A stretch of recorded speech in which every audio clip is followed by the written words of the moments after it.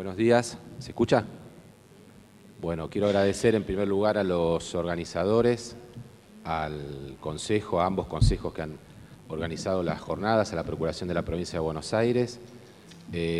Bueno, para los fiscales siempre es un honor y es muy grato estar en las jornadas nacionales porque uno tiene la oportunidad de compartir con los colegas fiscales y defensores de todas las jurisdicciones. Y claro, quiero felicitar públicamente al doctor López Viñals. Creo que el discurso institucional que ha dado me pareció impecable, me hizo modificar en la cabeza todo lo que yo iba a decir. Vamos a ver cómo lo digo ahora. Pero bueno, cuando, como es mi caso, un fiscal de la Ciudad de Buenos Aires concurre a este tipo de jornadas y toma contacto nuevamente con los colegas del interior, yo siempre vuelvo a tener la misma sensación, que la nación siempre está atrasada respecto de las jurisdicciones provinciales. O sea, cuando con mucho orgullo sancionamos el código con el juicio oral hace 20 años, la mayoría de las provincias lo tenían hace muchísimo tiempo, el juicio oral. Y ahora uno escucha cómo las provincias van con su acusatorio, la Ciudad de Buenos Aires, o sea, la justicia de la Ciudad de Buenos Aires, y nosotros seguimos con el proceso mixto, como decía la doctora Mari Beloff, una colega, la fiscal general de la Procuración. Y como bien dijo el doctor López Viñals, si uno no tiene un proceso, porque el proceso acusatorio no es solamente la reforma del procedimiento penal, sino que es la reforma del diseño de la institución. O sea, dentro del procedimiento mixto nosotros vamos a seguir teniendo lo que Julio Maire siempre llamaba la organización en espejo. O sea, un juez de instrucción, un fiscal de instrucción, un tribunal de juicio, un fiscal de juicio. En cambio, el procedimiento acusatorio abre todo un panorama en el que permite que haya equipos de fiscales, que haya unidades, que el que toma un caso del principio lo pueda llevar hasta el final. Y ahí es donde se hable claramente el campo de las fiscalías temáticas y de la especialización. O sea, especialización no puede ser sinónimo ni de inquisitivo ni de mixto. La especialización solo tiene cabida en el procedimiento acusatorio. Entonces, ¿qué era lo que yo les iba a mostrar? Mi especialidad, y no tengo una unidad especializada, es la investigación de los delitos informáticos. En el sistema nacional, y de la exposición de la doctora Beloff un poco surgía, pero si no se los cuento rápidamente, nosotros tenemos, como les decía, la única especialización que podemos tener es federal, nacional, correccional, instrucción, menores, penal económico, penal tributario. No salimos de ahí, no hay otras fiscalías especializadas. Lo que sí se ha ido creando en el correr de estos últimos 15 años, les diría, a nivel de la Procuración General de la Nación, son unidades temáticas de asesoramiento a las fiscalías comunes en determinados temas. Por razones que creo que no hace falta, o sea, ni tienen que ver con el objeto de la jornada, ni son necesarias para que expliquemos, la organización del Ministerio Público Nacional no tiene, creo yo, la libertad política, por llamarla de alguna forma, que tienen determinadas provincias de organizar, bueno, vamos a hacer esto y va a durar los próximos 20 años y no importa quién gobierne. Esto no sucede en la Nación, esto es claro que no sucede en la Nación. Entonces se han ido creando unidades espasmódicamente por distintas necesidades, por distintos pedidos. Tenemos unidades que investigan, que en realidad lo que hacen es recibir las denuncias de lo que pasa adentro del PAMI, adentro de ANSES, adentro del Registro Nacional de Armas. O sea, estos son 3 ejemplos claros de algo que creo que en Salta no se les ocurriría. O sea, salvo que, bueno, con la FIP podamos tener algo que es necesario el delito complejo. Pero si alguien está haciendo una estafa porque se murió el beneficiario de un servicio social y lo están cobrando igual, no creo que esto sea una cuestión de un delito complejo. Entonces, sí se han creado y tenemos unidades de apoyo a la investigación de los delitos relacionados con las violaciones de derechos humanos en la época de la dictadura militar. Tenemos delitos sexuales, tenemos trata de personas, contrabando y derecho tributario, son las unidades que me van acordando más conocidas. La cuestión del delito informático creo que genera, a nivel de la decisión de crear o no crear una unidad, algo que a mí me parece que es bastante claro. El delito informático no explota como Cromañón, o sea, no tiene una visibilidad muy grande, o sea, se trata de lo que ustedes saben, las modalidades de la estafa a través del phishing, se trata en general de que te sacan plata de la cuenta, te diría de unos 15.000 pesos para abajo, o sea, nadie le sacan 4 millones de dólares de una cuenta y sale a hablar mañana en televisión que fue víctima de una operación de phishing. Esto no es así. Pero sí tiene un problema que para mí es muy grave, y es en el que yo siempre trato de poner acento, que es toda la delincuencia informática relacionada con los niños. Desde la clásica, que era dentro del catálogo de los delitos informáticos, uno podía tener a la distribución de imágenes de pornografía infantil como uno de los delitos más importantes, infaltables en cualquier listado que uno haga de delitos informáticos, pero ahora tenemos cosas que están pasando y están pasando en nuestro país. O sea, ya no es que lo vemos en el noticiero que pasó en otro país y pasó en un país más desarrollado que la Argentina, no es así. Están relacionadas con los niños porque el auge de las redes sociales, especialmente Facebook en la Argentina, donde hay más de 25 millones de cuentas de Facebook con 40 millones de habitantes, lo que ha provocado es que los chicos tengan una sensación de la privacidad absolutamente distinta a la que nosotros podemos tener. No la vamos a poder entender nunca, nosotros no tenemos esos parámetros. Y ellos vuelcan un montón de datos ahí en las redes, confían, hablan con cualquiera. Y bueno, lo que estamos empezando a ver son abusos sexuales del mundo real a través de relaciones que se entablaron por un medio virtual. Entonces, claro, que es a veces lo que yo les contaba, la reacción espasmódica. Dicen, bueno, pongamos como agravante de los delitos sexuales el que se hayan conocido a través de un medio digital.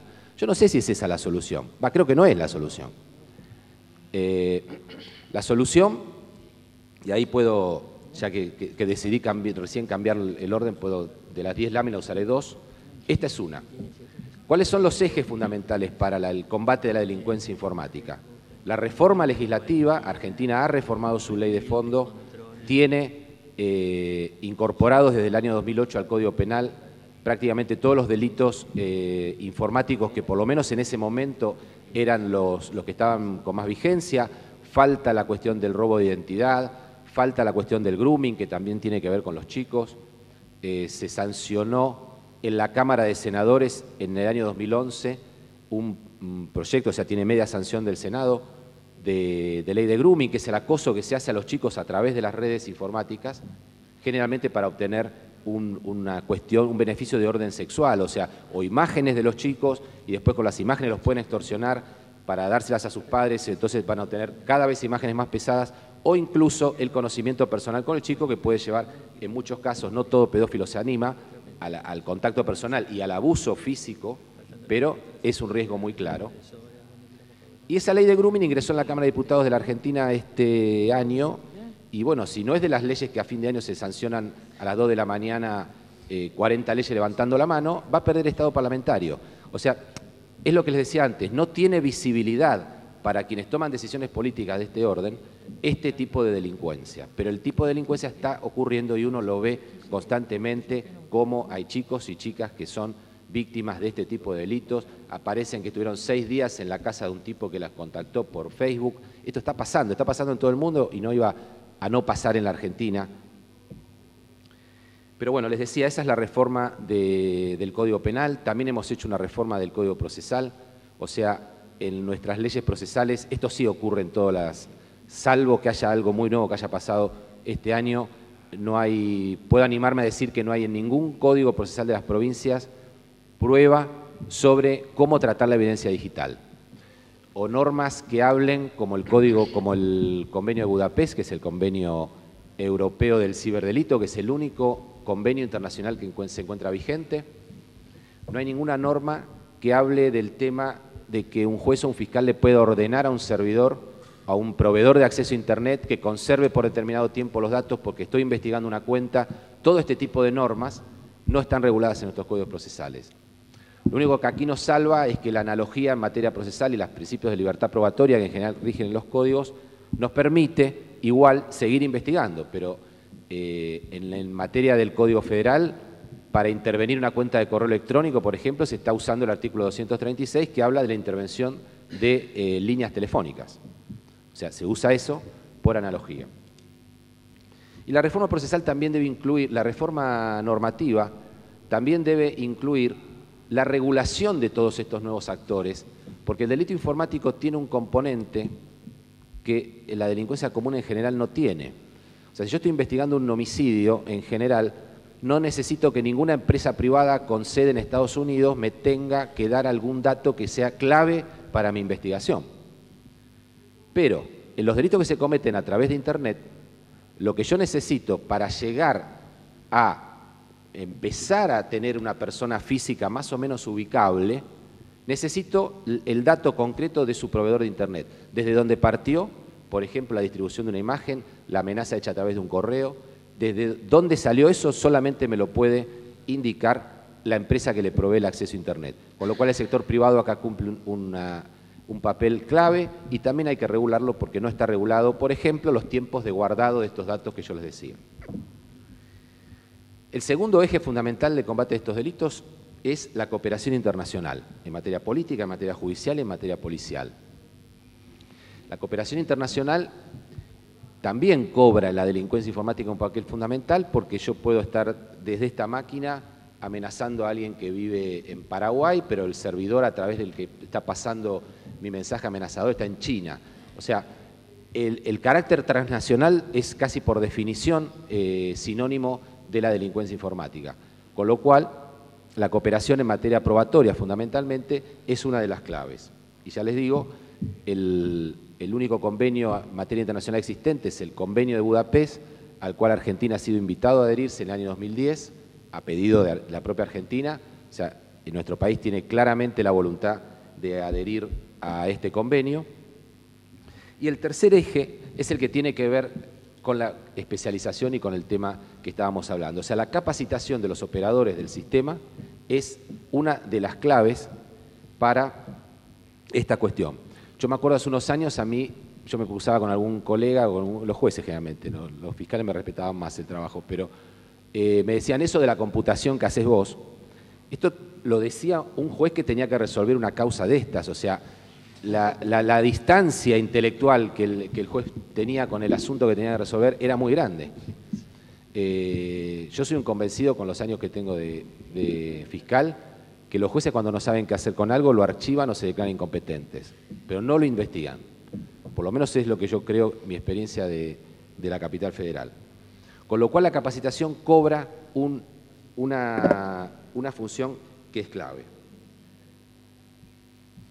A ver, ¿cuál es la necesidad de una respuesta especializada? Y seguramente lo que yo vine hablando va a quedar ya dicho con estas líneas, ¿no? O sea, obviamente aparición de nuevas conductas, las variaciones en la forma de cometer determinados delitos. El delito informático, si uno analiza la ley 26.388, que incorpora las figuras al Código Penal, va a ver allí que salvo el acceso ilegítimo a un sistema, que obviamente es un delito informático que no tenía ningún antecedente, o a determinados delitos relacionados con las bases de datos, en realidad lo demás es el acceder a una comunicación electrónica, es un daño, es una estafa informática, es una distribución de imágenes que más o menos en el 128 del Código Penal se hablaba de las imágenes, pero no se hablaba de las imágenes, tenía una redacción que aludía claramente a la imagen, a una cuestión gráfica, algo que estaba ahí en el mundo físico. Cuando se le pone ahora por cualquier medio, bueno, es el medio gráfico, es internet, es la televisión, lo que sea. O sea, quiero decir, en general la delincuencia informática se asienta sobre nuevas formas de cometer delitos que ya estaban previstos y que ahora tienen una nueva dimensión. El incremento progresivo del volumen de investigaciones es una de las claves de la necesidad de crear un órgano especializado. O sea, no podemos comparar la cantidad de estafas informáticas que había hace 3 años con las que tenemos este año.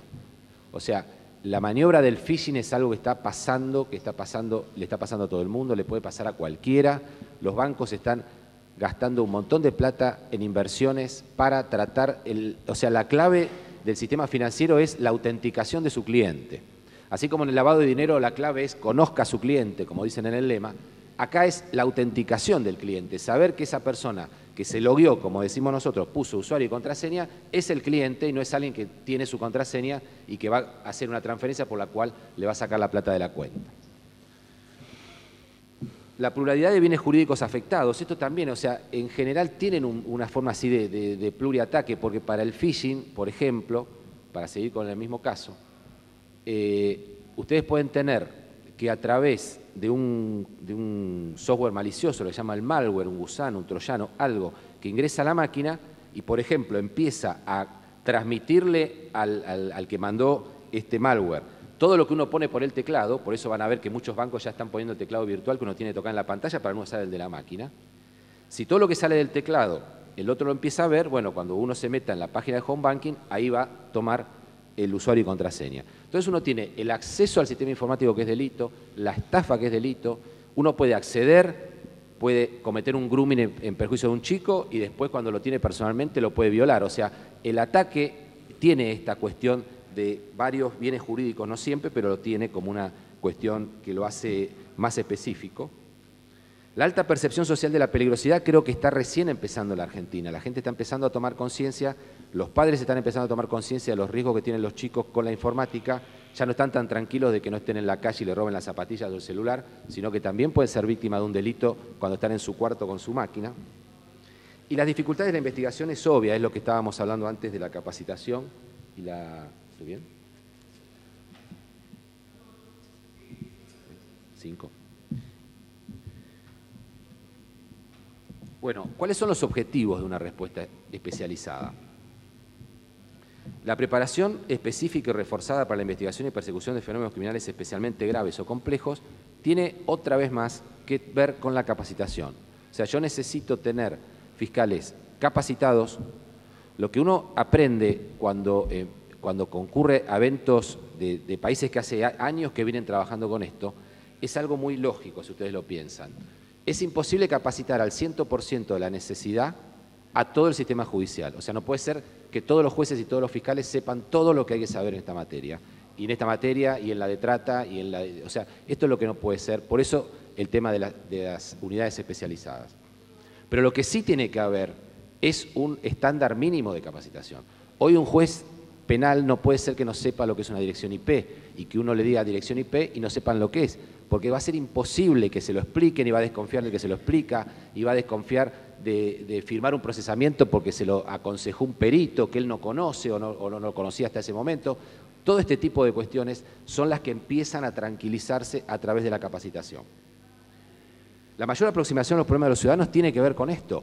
O sea, todo lo que se viene hablando de las jornadas en estos 3 días sobre el acercamiento, el Ministerio Público, la función de la víctima. O sea, la víctima tiene que sentirse apoyada por las fiscalías y las fiscalías tienen que entender el problema que le está trayendo la víctima. O sea, la víctima va a ser una mamá que va a venir y va a decir, miren, esto es lo que le están haciendo a mi hijo en el colegio. Lo están amenazando y le están diciendo gordito o lo que se les ocurra. En todos los perfiles de Facebook le crearon un perfil trucho de Facebook y ahí ponen que él es un gordo, que es un gil, que lo que les ocurra. ¿Y qué hacemos con esto? O sea, el Estado tiene que dar una respuesta. Esta es una problemática nueva y desde ya que se la tenemos que dar. También potencia el principio de unidad de actuación, que esto también lo hemos visto también en la charla anterior, cuando Mari Veloz les hablaba del tema de las instrucciones generales en el ámbito del Ministerio Público Federal. O sea, tiene que haber una unidad de actuación, o sea, no puede ser, y esto también tiene que ver con la capacitación, porque si nosotros tenemos cursos institucionales de capacitación, en general, todos los fiscales habrán escuchado más o menos lo mismo y habrán estado más o menos en sintonía con lo que se estaba tratando de transmitir. La coordinación de investigaciones llevadas a cabo en distintas jurisdicciones, esto es muy importante. Argentina es un país muy grande, o sea, si la unidad especializada tiene sede en Buenos Aires, hay que ver qué pasa cuando el chico que sufrió el ataque es de Salta. Y si es de competencia, en general se trata de delitos de competencia ordinaria, pero puede tener alguna derivación o puede tener que haber, y debería y sería deseable que lo hubiera, una comunicación fluida entre los especialistas de una provincia, los especialistas nacionales, o sea, que intercambien ideas, que me llamen, que pasa, de hecho, pasa constantemente, a mí me pasa constantemente. Y lo que hago siempre es ver a qué policía conozco en las diferentes provincias o en la Policía Federal para recomendarles con quién pueden hablar, quién puede dirigirles la investigación. Bueno, creo que no, yo tenía pensado contarles los tipos penales de la ley, pero no me doy, escuchando, ya les digo, escuchando la charla anterior me di cuenta que yo estaba equivocando el objeto de la charla. Creo que la especialización, más allá de que yo cuente algunas cosas, como les conté, de delitos informáticos, el tema es la especialización en sí misma, la necesidad de especialización. Sí les quiero contar que todos los organismos internacionales de la región iberoamericana, la reunión de ministros de justicia, el Consejo de Ministros de Justicia de Iberoamérica, la Asociación Interamericana de Ministerios Públicos, todas proclaman la necesidad de organismos especializados encargados de la investigación de los delitos informáticos. Esto es una cuestión que es a nivel de este tipo de organismos internacionales de América y de España o de los países, o la relación que tenemos con los Estados Unidos incluso, es ya una cuestión que está en todos los documentos y bueno, y es la tendencia indudable que existe en la región. Muchas gracias.